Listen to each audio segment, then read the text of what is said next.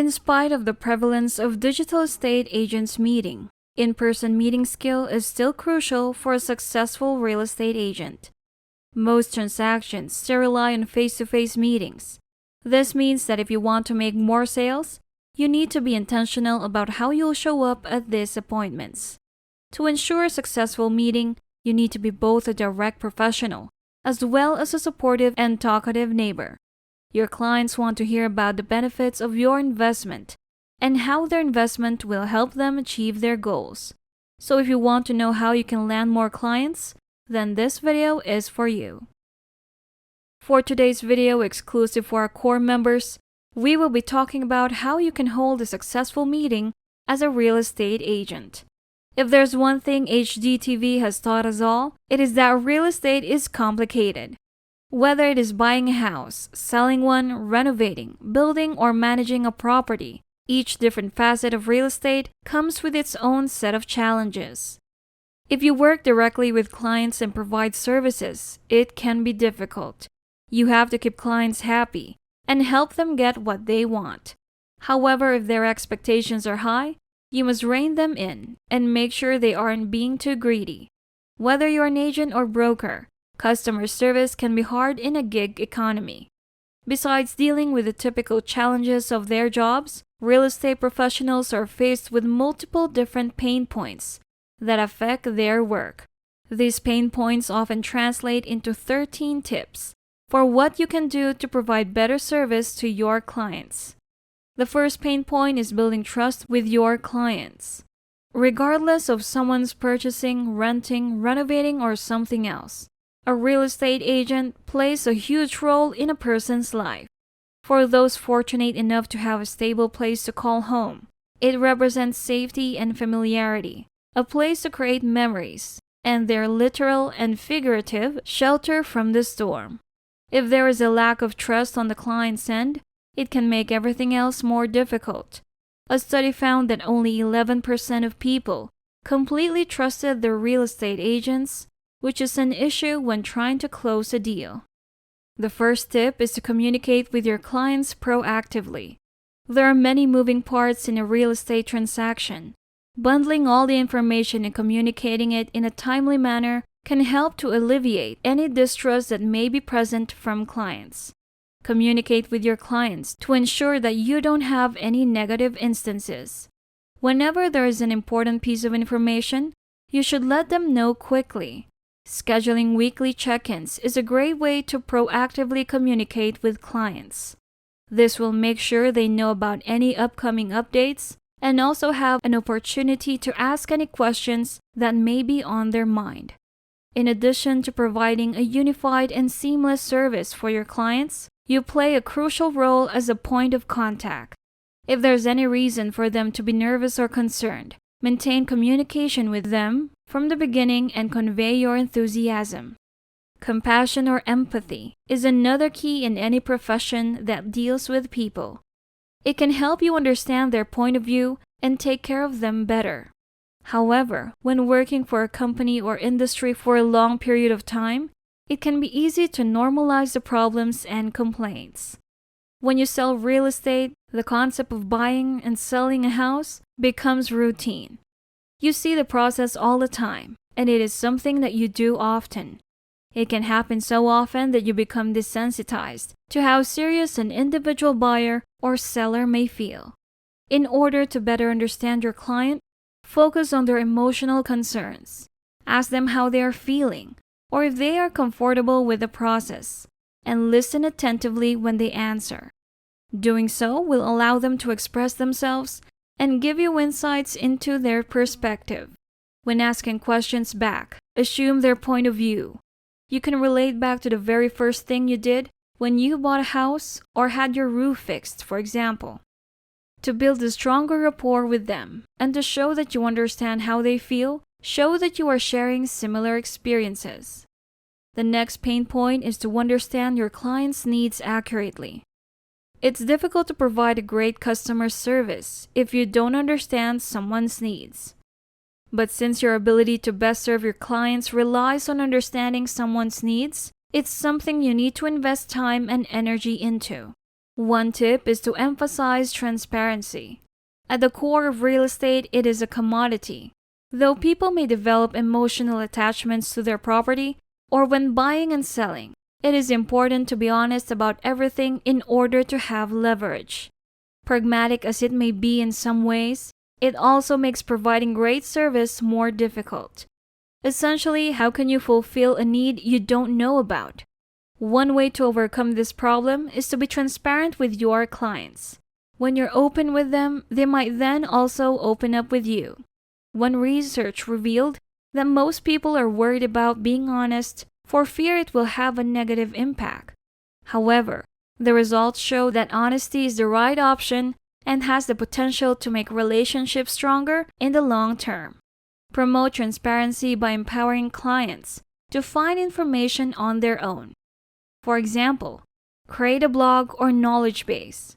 This information could include topics such as how to break down agent fees and answer common financing questions.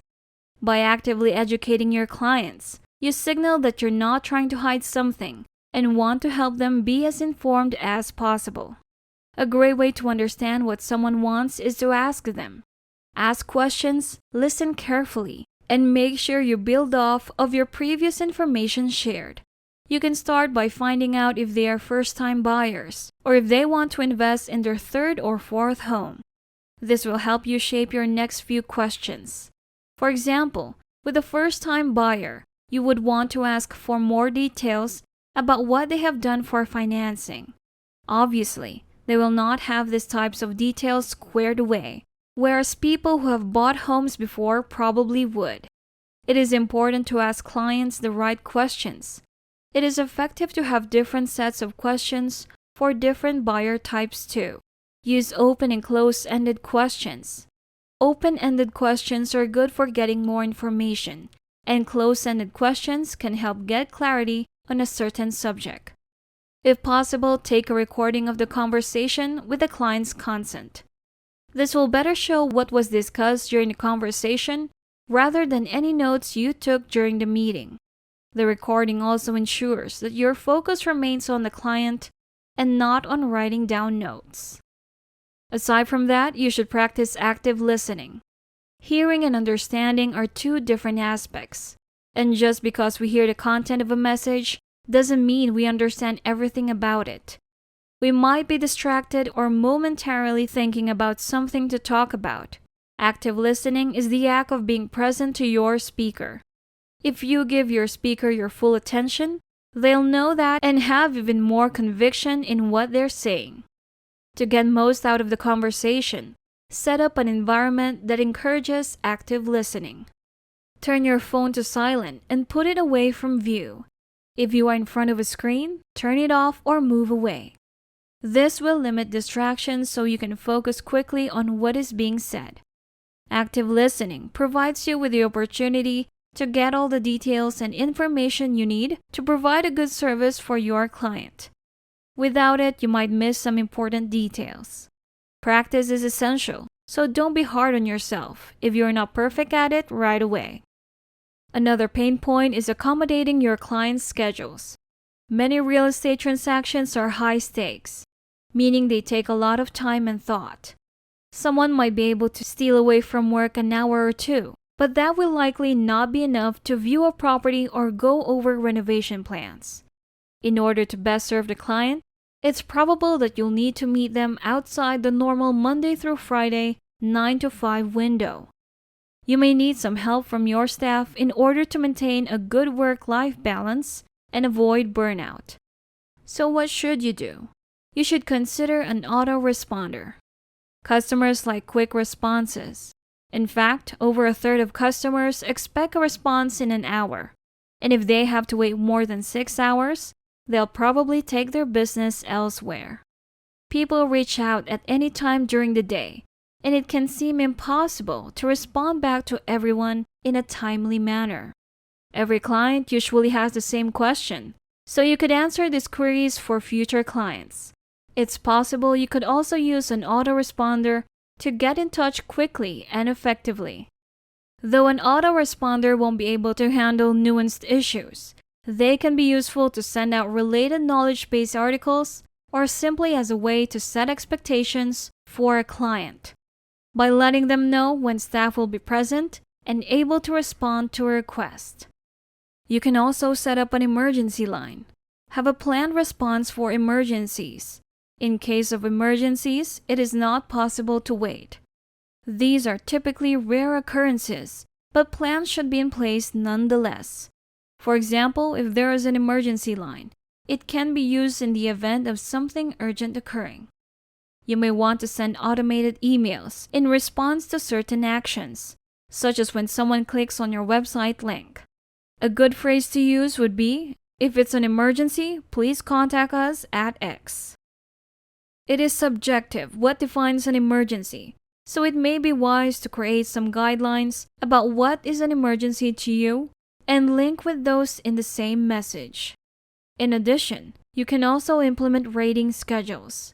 Being forced to work nights and weekends is bad for many people, so it's best to ensure that everyone has the opportunity to partake in late night and weekend real estate interactions without being solely saddled with them. With a rotating schedule, you can reduce the time waiting on draft approvals without having to shorten your work staff. The Saturday or Sunday work analysis works well since it's usually lower volume and can be staffed by one person. You may want to survey your staff on what time period they prefer to work before assigning them specific shifts. You can then, for example, create multiple bookable shifts and rotate who gets what shift on what day. This will help evenly distribute the workload and also make it easier for higher management as there are no clashes in scheduling. Pain point number 4 is being the intermediary for other services. Almost no real estate transactions take place by themselves. If someone is buying a house, they most likely need to secure a loan. If someone is doing a renovation, they need to find an individual who can work as general contractors or subcontractors. If you are the main point of contact in the real estate process, your client will likely want to ask for advice about other areas such as ancillary services. If you have been doing this for a while, chances are you know a lot about all these areas surrounding the real estate business. Your knowledge of the subject doesn't necessarily make you ultimate authority, but you do want to help out with as much as you can. How should an intermediary in this situation best serve both parties involved? One is that you have to build a strong network. It's unrealistic and unwise to think you can provide quality and accurate information on all aspects of real estate. Real estate is too broad-ranging to learn about every aspect.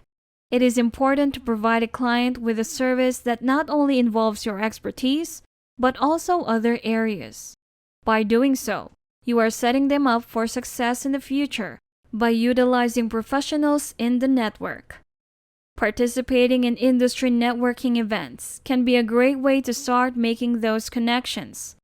Asking people who worked in the industry longer than you for recommendations can be another way to go. If you notice quality work, inquire about who did it and reach out to start building those connections. Don't just hire anyone. If you hire someone who gives bad advice and doesn't work out, it could reflect badly on you too. Be sure to properly vet anyone you're bringing up into your personal network. Building a strong network can be beneficial to both you and your clients. Having access to them means a chance to learn from them, and that should be taken advantage of. You can shadow or interview a prospect for a day to understand their job. This will allow you to better represent them and make the person you refer to their office happier. Don't waste time trying to answer a question that you don't know unless the field is one you are an expert in. Ask them if it's something you should connect with an expert first, and make sure to introduce them to the experts they need. Even if it takes more time, accuracy is always a better goal than speediness. Our last pain point is balancing selling and service.